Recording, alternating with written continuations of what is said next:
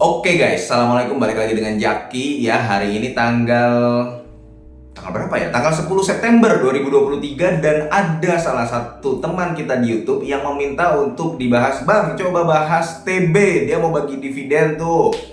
Oke, gua akan coba bahas TB dan akan berkomentar berdasarkan sudut pandang gua ya guys ya. Jadi gini, TB, kalau misalkan lu menanyakan kepada gua, apakah perusahaan ini bagus, apakah layak untuk dikoleksi, gua akan menjawab langsung iya. Alasannya apa? Sekarang perhatikan data ini guys. Di sini atau di sinilah, nanti lu lihat aja ya. Ekuitasnya bertumbuh dari dia baru IPO di tahun 2000, kalau gua nggak salah di tahun 2019, dan sejak saat itu dia memang ekuitasnya bertumbuh terus dari yang tadinya 600 miliar sekarang sudah menyentuh 1 triliun. Jadi alasan pertama ekuitasnya bertumbuh. Alasan kedua adalah liabilitasnya. Kita melihat liabilitasnya bahwa TB ini memang di tahun 2019, tahun 2020 dia memiliki hutang bank yang cukup besar. Hanya saja di tahun 2022 atau 2021 gitu ya. Nanti akan gue tampilkan, gue lupa, dia sudah mulai hilang di hutang jangka panjangnya dan berubah menjadi hutang jangka pendek. Sekarang sudah menjadi hutang jangka pendek di tahun 2023 kuartal kedua. Totalnya itu sekitar 90 miliar. Dan itu angkanya kecil guys, karena kalau kita bandingkan dengan kasnya sendiri, dia megang 300 miliar. Jadi kalau misalkan dia mau melunasi, gampang lah. Nah, makanya itu alasan kedua kenapa TB ini bagus. Alasan ketiga adalah dia rutin membagikan dividen. Paling tidak ya sejak tahun 2020, 2021 kalau gua nggak salah. Kalau 2020 nanti akan coba pastikan lagi, lu bisa lihat. Yang jelas dia membagikan dividen dan dividen payout rasionya tidak terlalu besar. Gua suka dengan model saham yang begini, artinya dia selalu menyisihkan, menyimpan dana ditahan, laba ditahan ya untuk kepentingan perusahaan, barangkali untuk kepentingan ekspansi dan sebagainya. Nah, pertanyaannya akan bercabang. Ada pertanyaan selanjutnya, "Bang, kalau misalkan gue beli sekarang bagaimana?" Ya gini, bisa dua jawabannya. Kalau misalkan lu yang tidak terpengaruh dengan naik turunnya harga saham, lu melihat bahwa perusahaan ini bagus kok, dia bagi dividen kok, ekuitasnya bertumbuh kok, hutangnya kecil, neracanya sehat kok, ya lu beli nggak apa-apa.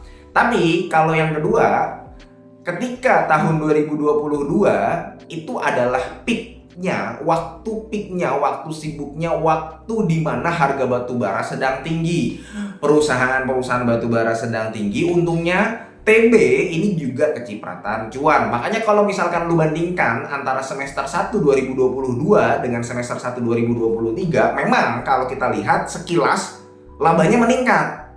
Karena memang di tahun semester 1 2022 ini belum tinggi-tingginya pendapatan dan laba bersih dari perusahaan-perusahaan batubara dan juga industri yang terkait. Tingginya di mana? Di kuartal 3 dan kuartal 4. Makanya kalau lu lihat kuartal 3 dan kuartal 4 tahun 2022 TB itu gede banget. Kuartal 1 2023 masih gede, tapi di kuartal 2 sudah turun. Apakah nanti di kuartal 3 dan kuartal 4 bisa sama seperti tahun 2022 kemarin? Kalau menurut gua udah enggak.